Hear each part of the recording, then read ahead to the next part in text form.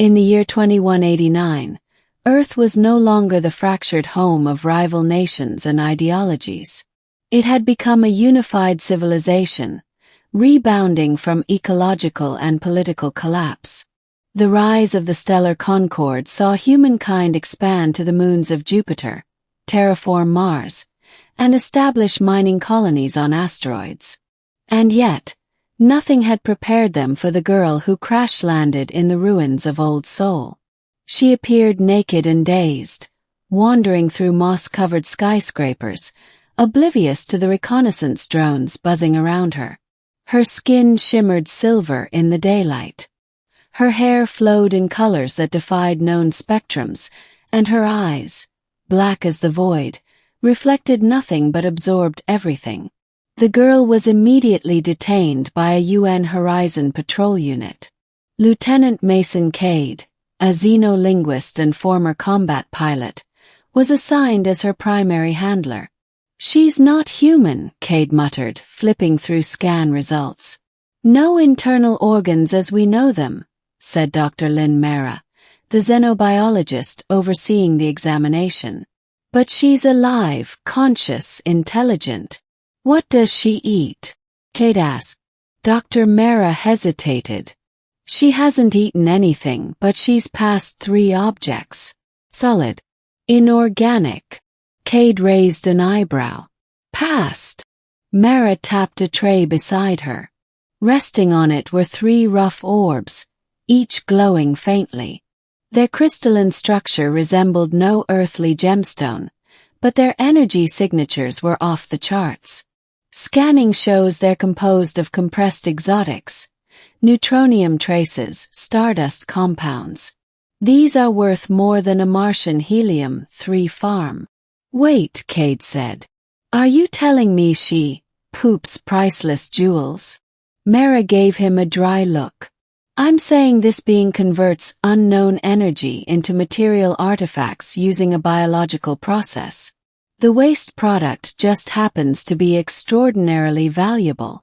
The alien girl did not speak for weeks. She stared at her surroundings with what seemed like boredom, or perhaps profound apathy. They named her Leary, a placeholder until she revealed more.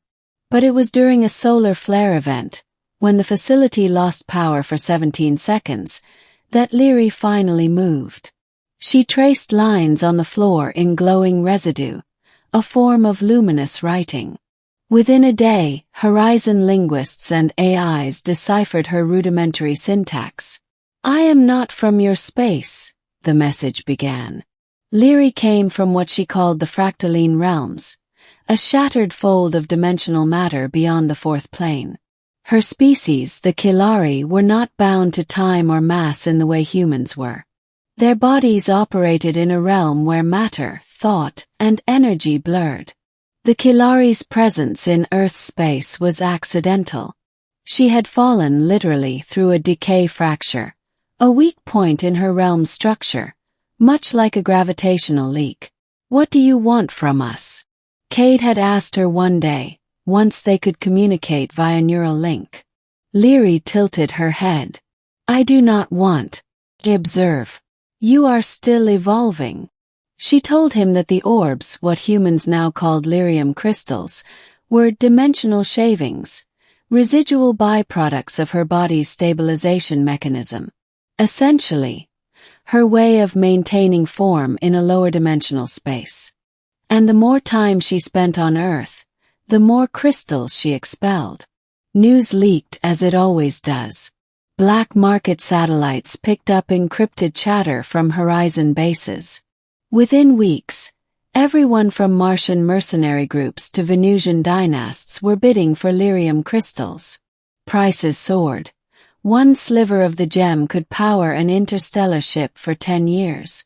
Another, synthesized into medical tech, cured a colony-wide cancer outbreak on Ganymede. Soon, a new belief formed among fringe human factions. Leary was a divine resource, a walking miracle, goddess. That's when things began to unravel. General Helena Duarte of Earth Stella Command issued the Celestial Safeguard Directive, Leary was now property of EarthGov, to be protected at all costs and relocated to Lunar Secure Facility Delta. But Leary refused to leave the ruins of Old Sol. "The fractures here feel familiar," she said. "I may return home from here." EarthGov threatened force. Leary did not respond. Instead, she dropped a lyrium crystal the size of a child's fist in the middle of a negotiation tent. Then she whispered, "You do not understand what you mine." Within minutes, all personnel within 20 meters of the crystal were comatose. 3 never awoke. The others spoke in tongues upon revival, describing visions of alien cities suspended in quantum time, where colors had weight and sounds had temperature.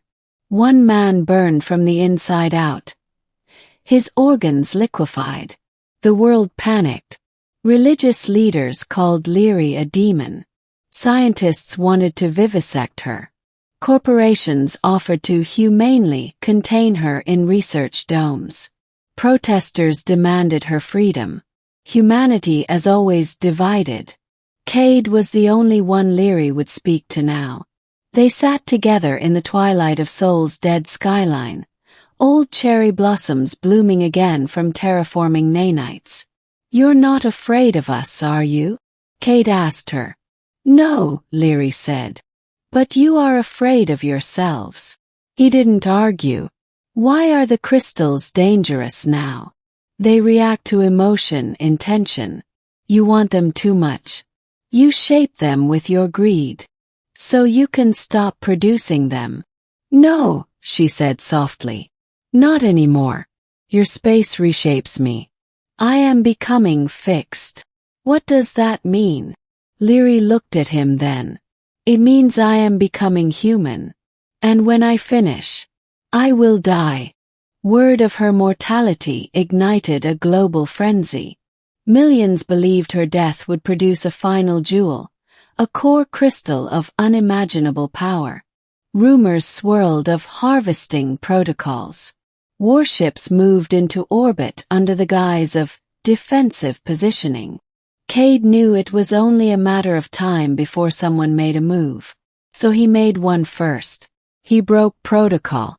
He took Leary and ran. They fled across the wastelands in a stolen transport, chased by drones, tracked by satellites.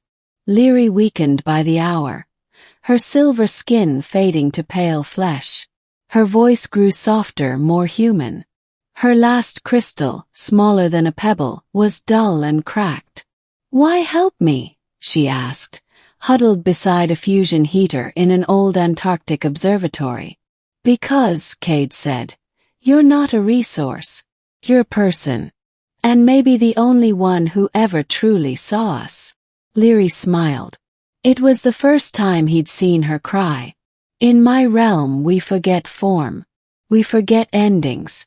I did not know what it meant to matter. Until now." EarthGov found them 3 days later. The observatory was surrounded.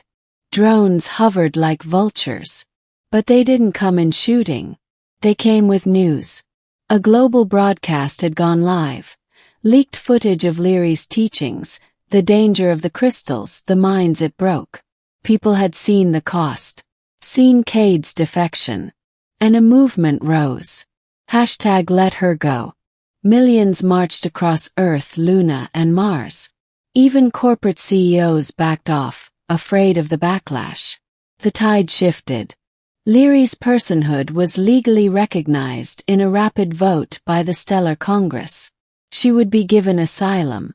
But it was too late. Leary died that night, watching the auroras swirl over frozen mountains. Her final words to Cade were simple. "You are the only species I've known that makes gods out of what it fears, and loves what it cannot control. That is your weakness.